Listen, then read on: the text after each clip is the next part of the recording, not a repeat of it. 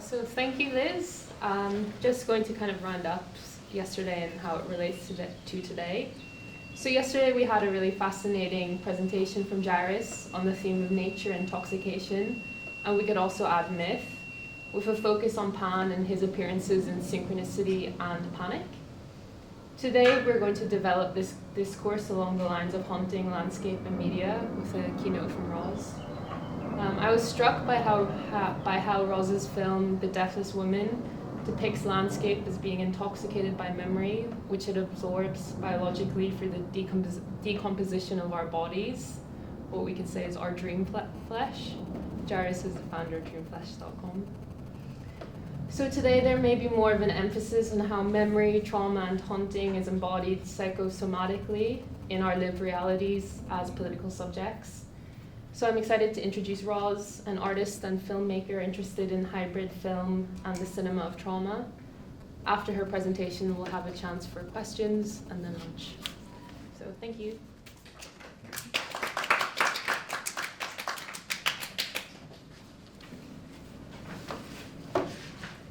Thanks, Rachel, and thanks, Simon, for both inviting me today. It's great. It's really great to have a chance to show what I've been doing and hopefully have discussion with everybody afterwards.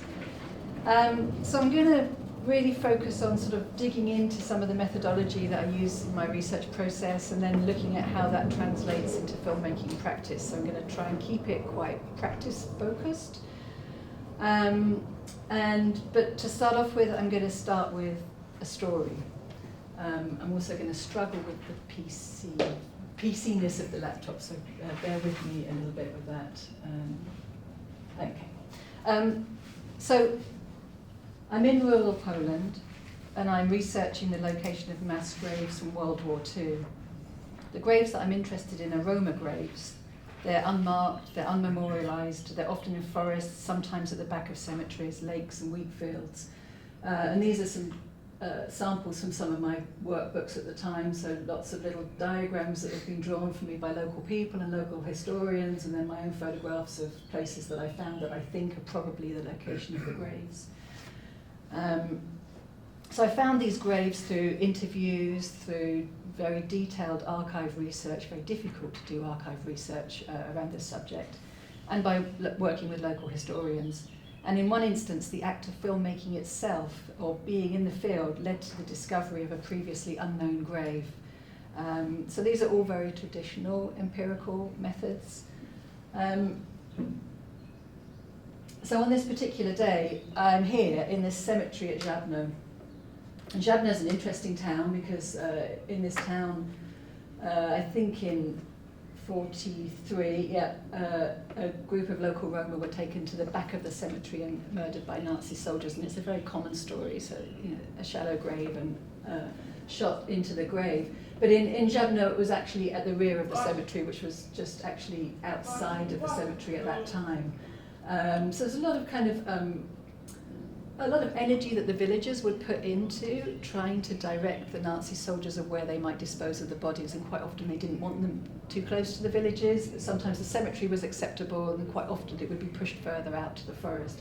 But in Żabno, it's in the cemetery, and the first time I went to this place, it was just a really tiny little, very rough tombstone, and then I went back a year later, and they've got this very grand marble tombstone that's been funded by the townspeople, and part of a much larger ceremony. So this is a pinhole photograph of the ceremony blessing the tombstone.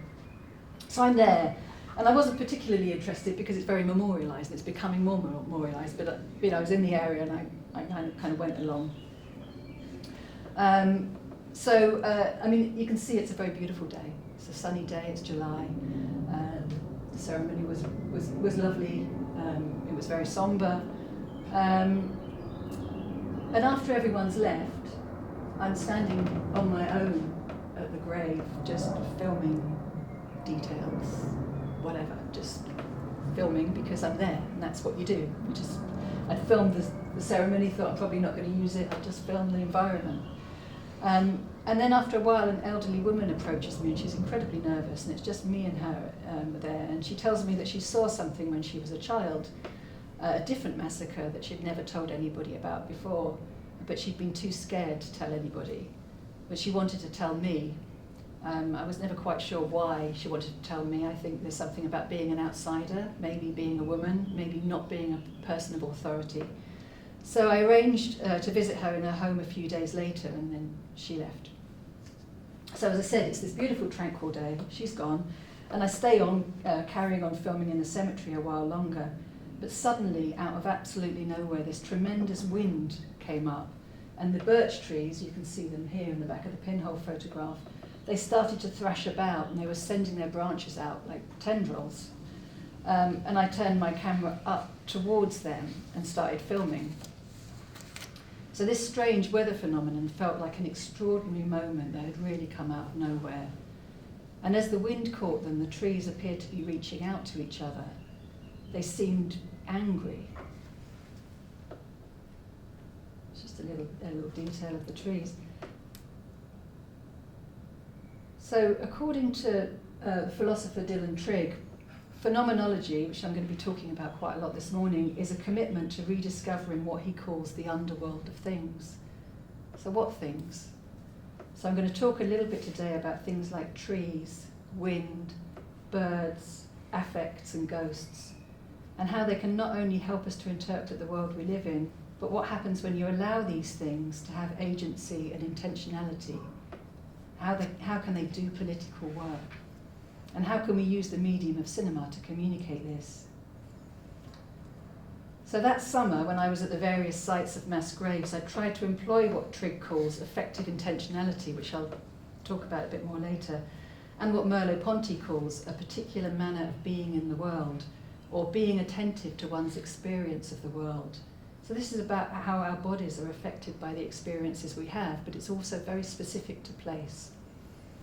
I think that phenomenological work is not something you can do unless you put yourself into other environments. There was rarely anything to see at these grave sites, so unlike the cemetery at Jabno, most of the graves I was working with had no markers or memorials at all. So I worked on attuning myself to notice other things. So the unusual behaviour and movement of the natural world, the strangeness of things, both visible and audible. So this was a methodology that goes beyond the traditionally empirical. So whether it was patterns that ants make on the forest floor, or the way that the forest vibrates when lorries hammer down an adjacent road, or the ways that trees are affected by the wind. So Ernst van Alphen writes about the presence of trees in the Holocaust artworks of Armando. And he talks about the edge of the forest as index, by which he means the forest as witness. For him, meaning is produced by the indexical traces of the violence that occurred at a particular place. He positions trees as witnesses that don't testify. He says their refusal to testify, to serve as a trace or index of the atrocity they have witnessed, determines their guilt. And this is a photograph of mine, and it's of another mass grave site in Bożęcin Dolny in Poland, and you can see it's another beautiful, tranquil place. You would have no idea of what had happened there. So according to Van Alphen, these are culpable forests. They're guilty trees that bear the blame of what they've witnessed. For Van Alphen, the tree's guilt is related to the invisibility of the violence that took place at their feet.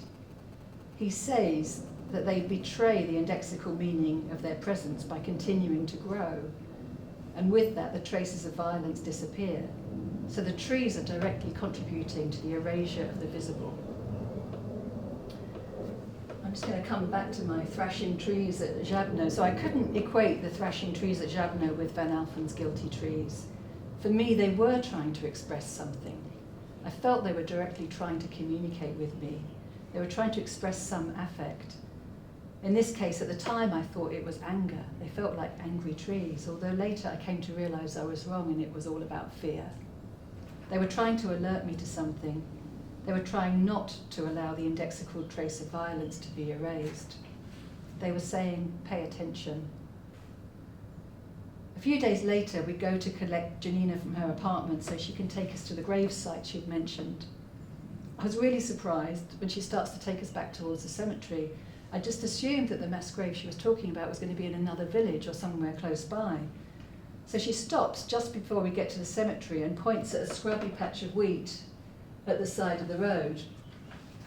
And here you can see, this is obviously the wheat. This is the cemetery here, this is the fence at the edge of the cemetery, and here are my birch trees, here between the cemetery and the wheat field. So she stops there at the wheat field, and she says, this is where the bodies are, still there under the wheat. So, and across the road I can see exactly where we'd been the other day.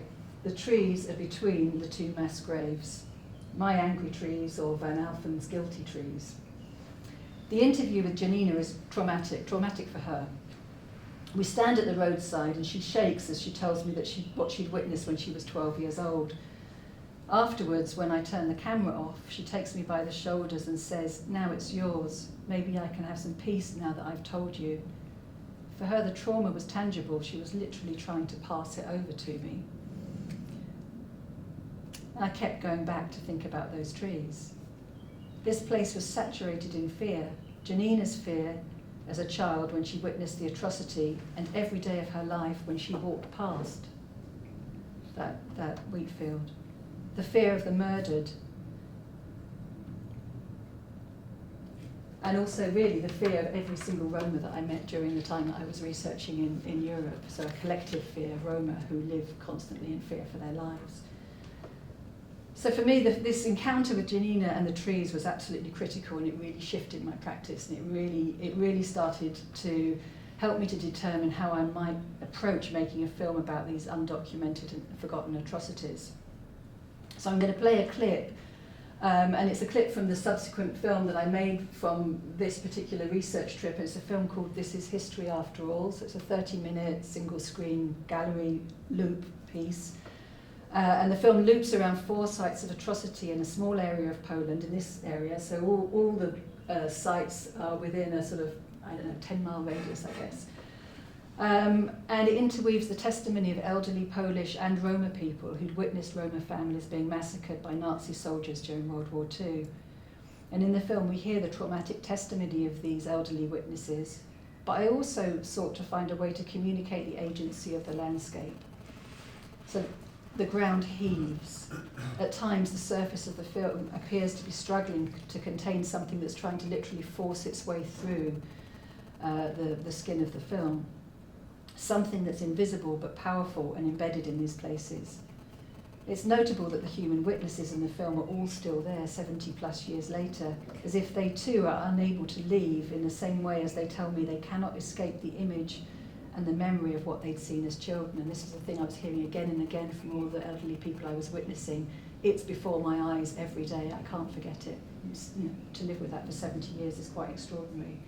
So I'm just going to play a little 2-minute clip from just Janina's section, or it's the end part of Janina's section of the film. Or am I going to play it? How do I? I think if you just click down, Roz, it'll Click go. down, it will do it. Yeah. I przecież tu przechodzę, na cmentarz chodzę, to zawsze tu się zatrzymam, zawsze, no, jak idę na cmentarz. I ten obraz mam przed oczami. No, już nie ci ludzie starsi, tylko to dziecko z tą matką, to mi najbardziej utkwiło w głowie. No, i przeżywam to. No.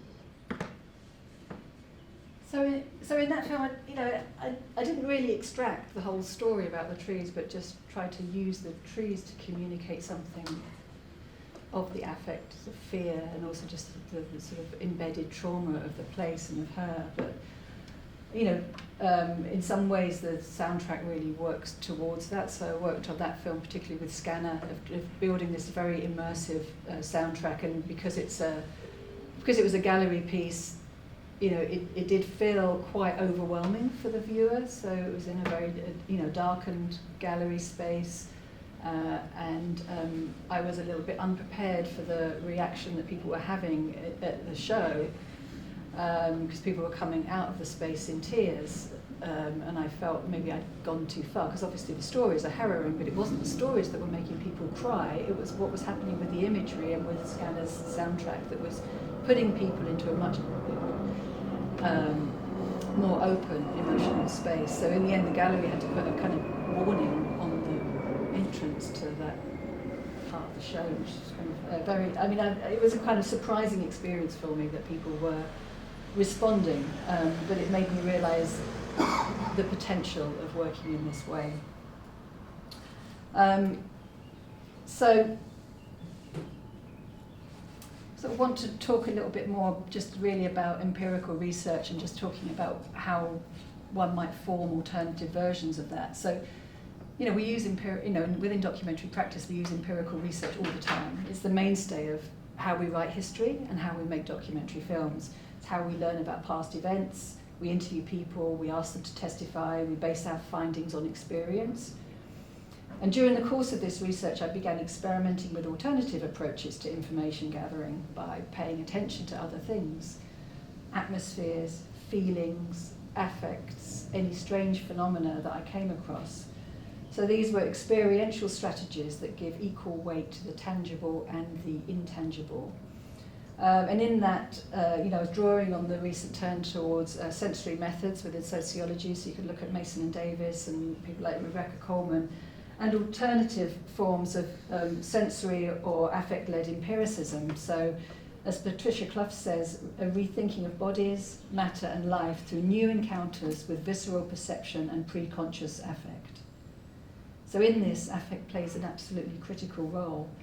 Affect's pre-linguistic, it's pre-conscious, and it's pre-individual. It happens to us without us knowing it's happening. It happens to us without us being able to stop it from happening. It's visceral. We don't think affect. So after the trees at Jagno, I began to think about who or what could constitute a witness. So I had all these amazing elderly witnesses, but I thought there were probably other ways of addressing witnessing. And I wondered, could we really consider landscapes as a primary source, as witnesses to past trauma? I saw this as an alternative form of empiricism, one that was based on information gathering but was led by sensory experience and was highly subjective, self-reflexive, and might incorporate thoughts, experiences and sources of knowledge that more traditional empirical methods might discount.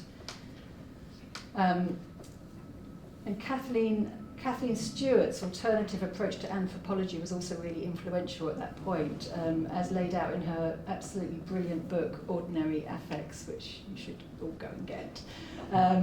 What I particularly love about Ordinary Affects is it's written by an anthropologist. Her work is born out of a recognition that within everyday occurrences, there's generally something that needs attending to. And I love this idea that things are happening, but it's all about attending to those things. It's kind of thinking back to the trees at Jagno. I knew that they were saying to me, pay attention. And this is what Kathleen Stewart talks about. So she talks about some things that are sensations that she recognises needing speculative and concrete attunement. So it's an attunement to atmospheres, an attunement to affects. So by adopting a sensory approach that looks beyond traditional evidence-based methodologies, that might enable us to look beyond the ordinariness of place, to access the extraordinary excesses of the past by seeking non-visible traces of trauma. So, the grave sites that I was working with really fit well with this absolute ordinariness. So, they're hidden in forests, they're wheat fields under lakes. You would never know those places are there. People pass by them every day in their everyday lives, not knowing what had happened there. So I started to wonder if you can, if one's able to train one's body to become a tool to interpret the affects in these places, a tool that's receptive and responsive to atmospheres, affects, and then as visual artists, obviously one needs then a strategy to translate that information into something visible or oral, or to build a story from it. And maybe this is how we might create artwork that responds to invisibility or absence. So the philosopher Dylan Trigg suggests we might move beyond traditional evidence-based interpretations of past events, such as visible evidence, witness testimony, which I was doing, all those things as well, to a more physical and sensory interpretation that might draw on recognizing and responding to affect as a primary strategy in the formation of knowledge. So he draws on Heidegger and Merleau-Ponty, the phenomenologist Heidegger and Merleau-Ponty, to propose a practical interpretation of the world that calls for an attunement to an embodied experience that prioritizes the relationship of the body to the world, or being in the world, over the visual model of knowledge formation that's generally dominant in our society. So, we do live in a society that's led by the visual. So how do you make work when there is nothing to see? So for Trigg, a place has to be understood experientially and in an effective way. He says, our bodies orient us in place, and in doing so become the primary source of how we apprehend a given environment. So this is using our body as a tool for interpretation. And we can bring Donna Haraway's essay on situated knowledge into this reasoning. Not only does Haraway propose a form of situated knowledge that's born out of embodied experience, but in almost manifesto-like manner, she proposes the world is an active entity. The elements of the world are not just passively waiting to be known and interpreted by us, humans, but actually have agency of their own. This is an anti-imperialist, anti-colonialist, anti-authoritative perspective that can be read as a potential feminist methodology. It doesn't seek to dominate or control the world, but rather reflects on the various and interrelated possibilities for understanding and knowledge formation. I can't help think the world might be a better place if Donna Haraway was one of our politicians.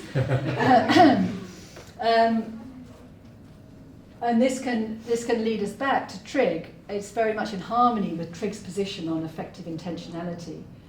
I love this concept of affective intentionality. We all understand affect. We can understand that affect can affect us, our bodies, and that we can feel resonances of, we walk into a room, we can feel the tension, we feel fear. Janina felt fear.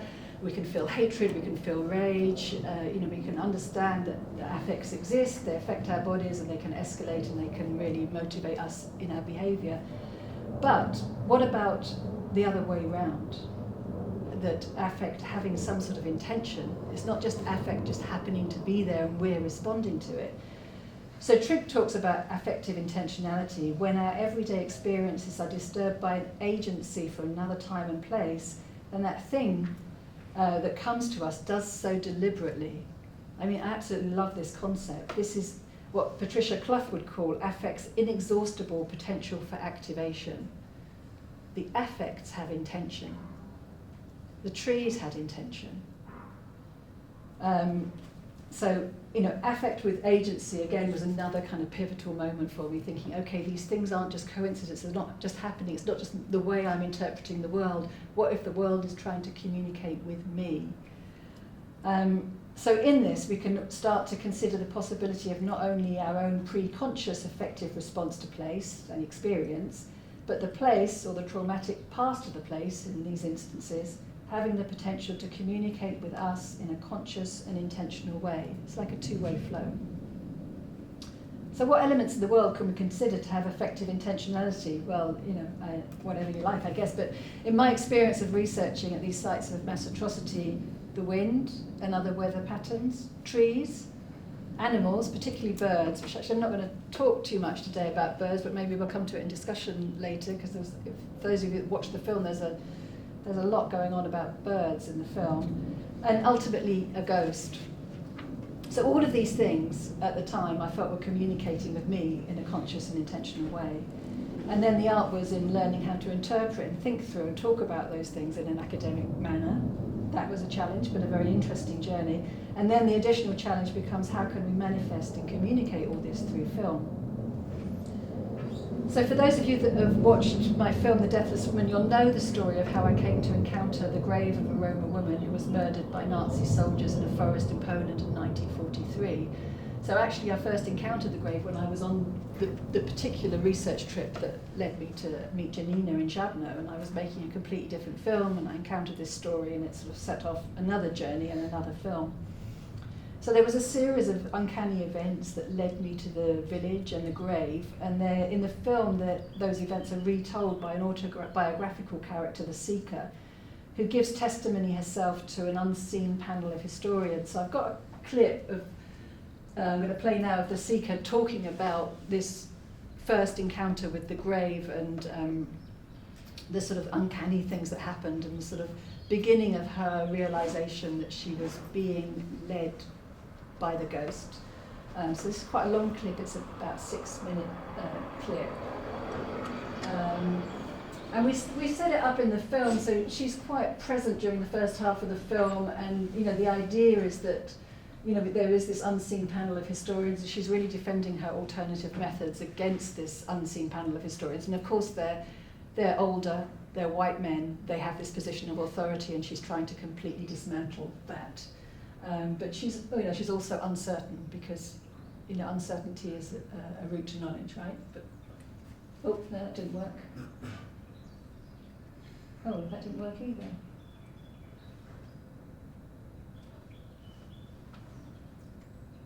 So maybe it's not going to play. So Hang on, hang on, that's it. Yeah. That wheat field, Janina later tells me, grows over the Roma bodies that she'd seen buried there when she was 12 years old, but she'd never told anyone. It wasn't until I met the people who would eventually tell me their stories that I understood the importance of these graves and the imprint they'd made on people's lives. But there was something else nagging at me in these tranquil places. Violence, trauma, fear, a battle against erasure.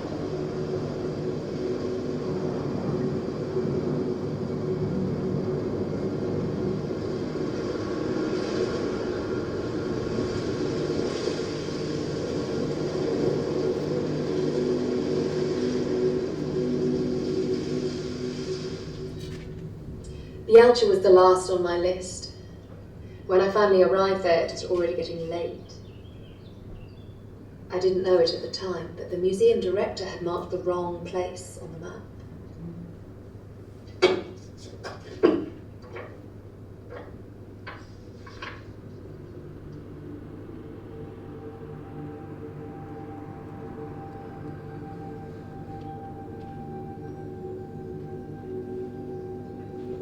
I drive around the village, knocking on doors, showing my notebook and asking where the gypsy grave is. All the time I'm looking in the wrong place. It begins to get dark and I need to get back to Tarnów. I choose the most direct route through the forest.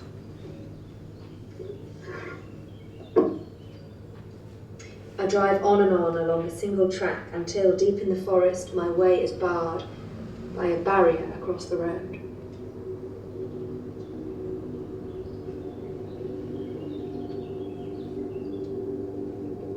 I have to turn the car around and drive all the way back to the village. There are 4 routes leading out of Bielcha. Next I choose one heading south, blocked again, this time by roadworks, a concrete slab in the middle of the road. Each time I turn around, I end up at the same crossroads at the edge of the village. Later I find out that this place, the crossroads, is just meters from her grave.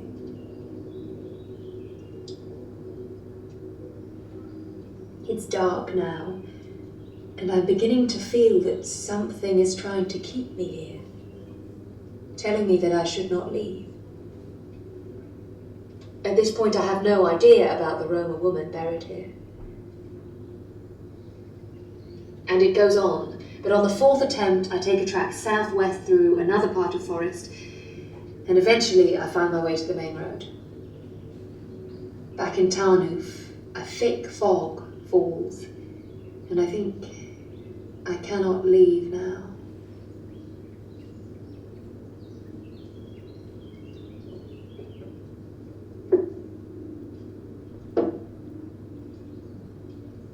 Where is this leading us? I don't know. A series of ordinary events. Misdrawn maps, roadworks, weather patterns. But they feel like strange things coming together. The underworld of everyday things. Do you feel that? She's here.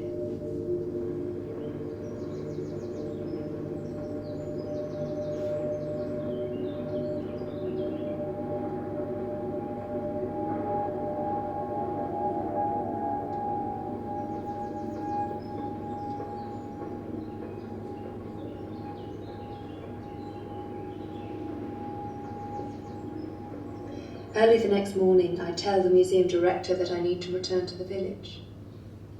Something was drawing me back. He makes a phone call and tells me that Zofia will be waiting for me in Bielce. And when I get there, she is waiting. She pushes a post-it note into my hand. She has written a message on it that I can't understand.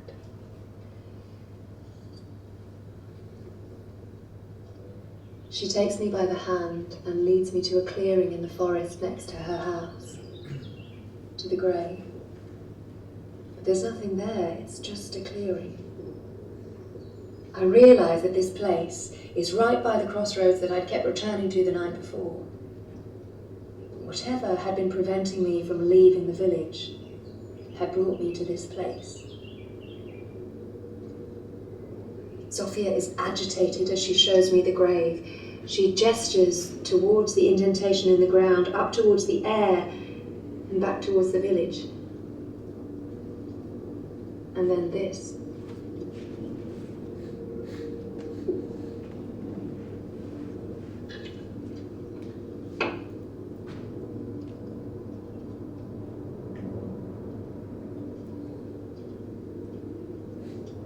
As she speaks, I look down at my feet and see the skeleton of a small bird nestled in the grass.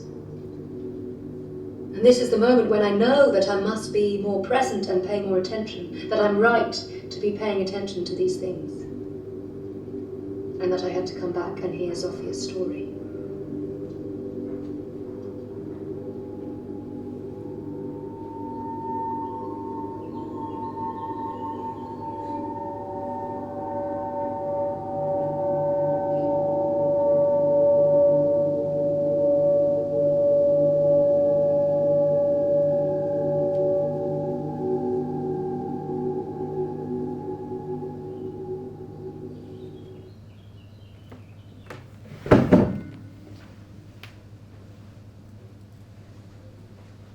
So, I mean, Seek is an autobiographical character. That's pretty much the experience of how it went on that day. I mean, I suppose one of the interesting things about kind of reconstructing this is I've created this series of objects that I've done quite a lot of work with in different contexts, and some of those objects are genuine and some of them aren't, and it's never going to be clear within the film what is and what isn't. So I was really trying to just sort of find some way of just dismantling this reliance on evidence or proof that we have. So, the preposterousness of a jar full of fog that, is presented as a piece of evidence. So this really, the story that the seeker tells there was the beginning of my entanglement with this Roma woman, this ghost. So after Zofia had taken me to that grave, it was about 9 months before I actually got back there to interview her. So the encounter there at the gravesite with Sophia and finding the grave, I didn't know whose grave, I just knew it was a mass grave, but she's thrusting this post-it note into my hand and she's really agitated, so I knew I had to go back, and I had to go back with an interpreter so I could find out what it was all about. So it took 9 months for me to do that. and interviewed Zofia in her living room, and she told me about the murder of this Roma woman who was shot by Nazi soldiers and kept getting back up out of her grave and cursing them, and how these terrible deaths had then happened to the Polish elders who'd been there, who had also been cursed. And then she starts telling me about that she was present at the exhumation of the grave in around the 1960s. And she told me what she'd seen, and that she'd witnessed the local men coming and digging out the grave, and the smell was overwhelming, all these bodies, the bones, in a number of people and children who were completely decomposed. And actually it's quite interesting because it's not in the film, but she talks about how they're, even though they took the bones out and buried them in a grave with a memorial in the local cemetery, she says that the ground is still impregnated with their being, their essence, because those bodies leaked into the ground. But as they lifted out the body of the matriarch of the family, she was completely intact. So she was undecomposed. She looked as she had on the day that she'd been killed, with this long hair and the dress. So obviously I was fairly unprepared to hear that story. It wasn't what I'd expected. I returned to my hotel room and began to write the story, rewrite the story that Zofia had told me. I began to rewrite it in the voice of the Roman matriarch herself.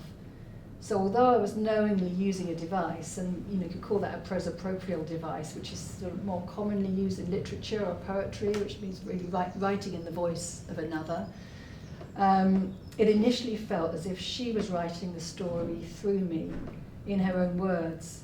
And to address that in the film, the seeker says it was as if she possessed me. I don't really know where that voice came from, so I was consciously doing it, but unconsciously doing it.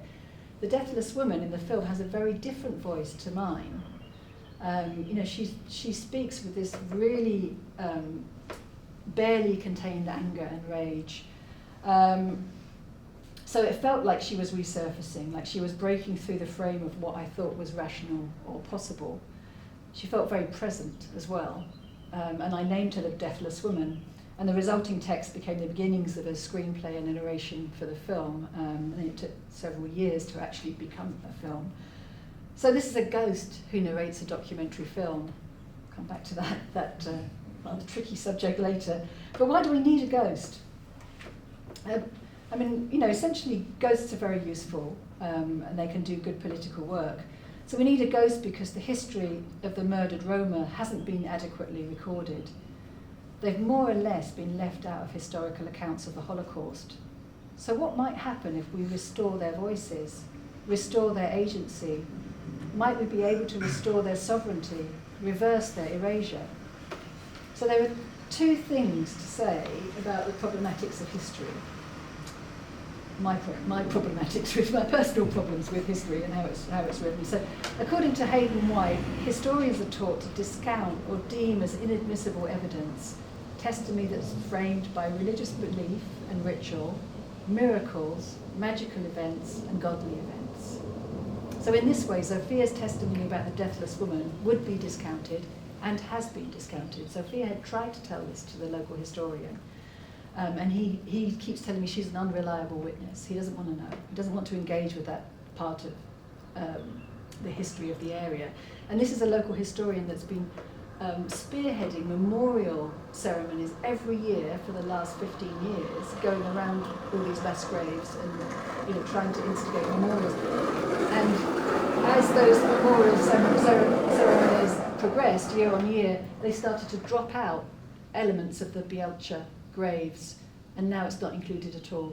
It's just too much for them. So he knows that there's a grave there in the forest. That's irrefutable fact. And they took the bodies out and they reburied them in the cemetery, and in the film you see the tombstone and everything. So that's all fact. But he doesn't want to engage with either of those sites anymore, and I think this is because of the problematics of testimony like Zofia's. So the power structures at play in how we form history are prejudiced against those people like the Roma, whose voices and lived experience are marginalised by society that allows history to be written by predominantly white men. Secondly, subjectivity from the historian is necessary, right? They have to narrativise history. So this is usually the last stage in the process after the facts have been collected. Yet the historian's intervention is most often framed as objective and scientific. So they kind of leave aside the subjective element of it. So Saul Friedlander says, the historian's fact-checking and emphasis on accuracy places us in a position of detachment, and as such it protects us from the past, keeps it at a distance. And Roland Barthes says, history is hysterical. It is constituted only if we consider it, only if we look at it, and in order to look at it, we have to be excluded from it. And I think he's right. We need distance or detachment to see it. I mean, that works in many aspects of our everyday life. A bit of distance is always good to be able to see and reflect. But I wonder if in order to feel it or to understand it, we have to be included in it, drawn into it, experience it. Therefore, it needs subjectivity. So we can understand, to an extent, events of history by being objective. To actually feel it, we have to have subjectivity. So how to develop an approach that I can frame as a documentary and frame as historically accurate whilst focusing on invisibility, ghosts, and subjectivity. So if subjective experience was so important, then it had to be at the centre of my filmmaking strategy. How could I create a subjective experience for the audience? And why might I want to do that? So to conjure up affect, and in this case within this film, mainly the affects that I'm dealing with are fear escalating to terror, anger escalating to rage. The aim was to make the audience to feel something, emotion, but most of all to make them feel implicated in this history of atrocity, prejudice and violent racism, because we're all implicated. Even if it's just because we turn a blind eye to what's hiding in plain sight right in front of our eyes every day. And it's right that we should be implicated, and it's right that we should be uncomfortable. Many of the filmmaking strategies I used in The Deathless Woman are directly centred on creating this subjective experience for the viewer. So to illustrate this, I'm going to, in a minute, play a rough cut of a 10-minute video essay called The Address from Beyond the Grave. So the essay is currently under peer review, so it's a little rough. So I'm waiting for the peer review before I tidy it up. Simon's going to edit this out of the recording because I obviously can't show it because it's unpublished. So the video essay draws predominantly on The Deathless Woman, Juanita Onzaga's Our Song to War, and Penny Siopis' video piece Communion. So it sets out to critically explore how these films use spectrality as an experimental methodology to build fantastical yet believable and effective worlds that ultimately challenge the hegemonic paradigms in both the construction of documentary film and the formation of history. The female voices in these hybrid documentary films speak to us from beyond the grave. They're spectres, ghosts and spirits. They're those who have died violent and unjust deaths. They're those whose society has chosen not to remember. So these are all unresolved and political deaths, deaths that are surrounded by silence. As filmmakers, we can employ strategies to break this silence and return agency to those that have been victims of genocide, injustice, or political forgetting. So for a ghost to have agency, she needs a voice. In these films, the spirits speak to us. They're unruly spirits and will not be confined either to their graves or to silence. They address us in the first person, reclaiming their agency and their lost citizenship. And through this process, they reposition themselves from victim to witness. The notion of a ghost, not just as witness to their own death, but as an active participant and narrator in a documentary film, is of course quite ethically challenging. As an audience, we don't look at these ghosts, rather we travel through the air as the ghost. The disembodied camera privileges us to experience the ghost's point of view. Our position as spectators is challenged as we travel as these spectres. They surround us, but they're never in front of us. They're never available for our objectification or scrutiny. We hear them, but we don't see them. It's they that are scrutinising us. And this, again, is an intentionally uncomfortable place for the audience to be. I think David Cronenberg calls it the cinema of unease, which is a really lovely term.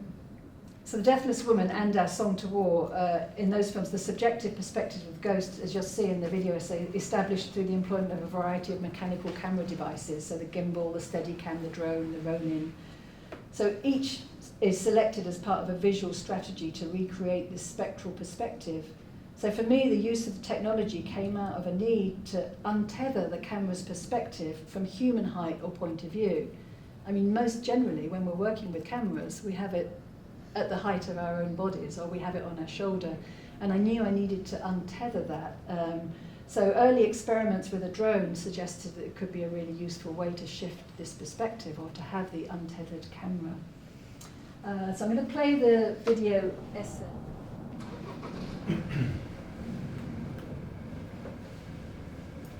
So, I mean, just wanted to say a bit more about the way that the ghosts move, mainly in my film and in Juanita's film. These ghosts, they're moving in a very determined yet fluid manner. And I think for both of us it was important that the way that the camera moved appeared alive and inquisitive. I know from making The Deathless Woman, I worked with, I think, maybe 4, possibly 5 drone camera operators during the course of making the film, and sort of quite often it was just who was available on the day until I found the person that I wanted to work with most. But in one instance I was working with somebody who does a lot of commercial drone videography for farmers and surveyors, and it was really challenging with this person to try and get them to unlearn the way that they operate the drone. And just to think about, using the drone as if it was a bird, if it was swooping, if it was inquisitive. And for those of you that watch the film, in the later sequences where the drone is over the burnt house, I was working with the most, brilliant operator who was actually, he's a cinematographer, and he was doing some drone work, and he totally got it. We were talking about the forensic nature of her examining. We were at that site for the day, and he was just the entire day just taking the drone up and just trying to get it right, the drone coming in down to look really closely at the house. So it was, it was a kind of collaborative relationship really between myself and the operators, just to try and use this technology in a more useful way. So The Deathless Woman has 2 modes of the sort of spectral spectatorship. So firstly, from up high, as she either looks down on the world, and also as she moves between locations in the world. And secondly, a more voyeuristic, intimate perspective where she's down with us, and she descends to get close and forensically scrutinize her objects of interest. And in the film, her objects of interest are the seeker, the archive with the books, the burnt house. So this visual strategy is underpinned by sound design that orally reinforces the camera's presence as a ghost. So there's the constant but imperceptible, almost imperceptible, otherwise it wouldn't be there, but almost imperceptible sound of breath, and also diegetic sounds as she moves through space. So we might get a very subtle swishing of a body or snapping of a twig. And a defined repositioning of the oral perspective as she moves up and away from the sounds of our world recede. So this kind of shift in oral perspective. So in Matilda Mroz's essay on Polish spectral cinema, she describes the voyeuristic camera of Pasikowski's Aftermath, which you see a little bit of that in the video essay. And this is a film that presents the haunting of a Polish village as its hidden traumatic history is brought to light many years after World War II. And Mroz suggests that the spectre must be both material and immaterial. And Aftermath achieves this through the visual and oral techniques, which draw on a long tradition of horror and thriller films, to suggest something that appears to be weighty enough to draw breath and snap twigs, but is also invisible. In both Aftermath and The Deathless Woman, although the ghost remains unseen, sound and image are used to give material presence to these spectres of the Holocaust. The films confer absolute presence to their ghost, yet deny us their image. This is what Avery Gordon terms visible invisibility. And in this, she's drawing on Toni Morrison's argument that invisible things are not necessarily not there. So questioning, again, another questioning of the dominance of visibility and rationality in Western culture. And just as an aside about Toni Morrison, that the way that I was working with the ghost of the Deathless Woman was very much influenced by Morrison's novel Beloved. Just this idea that a spectre can have this colossal political impact. Morrison's novel, not the Jonathan Demme film. We just have to pretend that film never happened. In his paper, The Aftermath of... do I have that? Yeah. The Aftermath of Mass Violence, a Negative Methodology. This is a brilliant paper. Yael Navarro raises the question, why have we become so oriented to what makes itself visible, tangible, and available to the researcher in the form of evidence or ethnographic material? And in a way, this is what I've been quite playful with in the scenes in The Deathless Woman, where the seeker gets out these preposterous objects, this kind of, really challenging this idea of evidence. So how is it the case that anthropology has been so geared towards a study of what is present in the field to the detriment of what is absent? I.e. the visible, the immaterial, the unstated. And I suppose, all these things seem so binary, but why can't you bring the two together? And that's definitely what I've been trying to do with The Deathless Woman, is bring this sort of more traditional forms of evidence together with the more alternative forms of evidence. So as filmmakers, we can build on literary strategies such as prosopopea or more unconventional strategies such as spirit writing to challenge the impossibility of the dead bearing witness and challenge the notion of event without a witness, which is, of course, how the Holocaust was sort of part of the desire of the final solution was to create an event without a witness by eradicating all the witnesses. So how can we challenge this notion of event without a witness to create, identify and give voice to the dead or the invisible? But it goes beyond that, really. So in these hybrid and experimental works, we can frame them within Saidiya Hartman's critical fabulation, which is a wonderful term. Fabulation, we can see that as the mode of address, but also as a methodology for critically repositioning or reframing history. So we have fabulation and criticality coming together. So we fabulate the ghosts through the production of their voices, through showing the audience what they see, and also, in the case of The Deathless Woman, by creating theatrical interpretations of the fantastic. So I'm not really touching on that so much today, but there are these in the film as well. These, these theatrical interpretations of the fantastic. And the fantastic, again, is another literary device, predominantly before it became something adopted by filmmaking practice. So throughout the film, there are these tableaux vivants, which are not reenactments of reality. There's no suggestion of authenticity here. Rather, they put their artifice up front and are positioned as suggestions of emotional or psychological spaces. So they're certainly not interpretations of what might have actually happened. So they differ, but I'm bringing them in here at the end just to really think about subjectivity again, because they differ from the traditional tableau of theatre or early cinema, in that traditionally the audience would remain outside the scene looking in. So in theatre we'd be in our seats, we'd be looking through the proscenium arch, and the tableau would be this static living painting that would be happening in front of us. And then we see that also in early cinema, again, a static camera with the tableau playing out. Much the same way as Barth's idea of looking in on history. So I wanted to try and break through that with these tableaus. So again, using some of the interesting contemporary camera technology, the camera literally enters these tableaux, takes the audience inside these spaces. So another strategy designed to create subjective, implicating and uncomfortable experience for the viewer.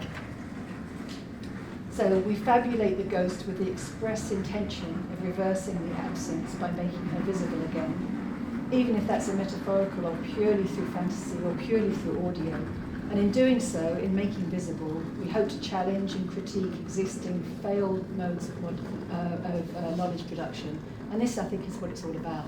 It's about looking at the existing modes of knowledge production and thinking about how they failed us, and what can we do as artists, as filmmakers, as researchers to try and establish our own new modes of knowledge production. So just to end, absences are important. They're social, they're political, but only if we can find strategies for bringing them into visibility. And that's it.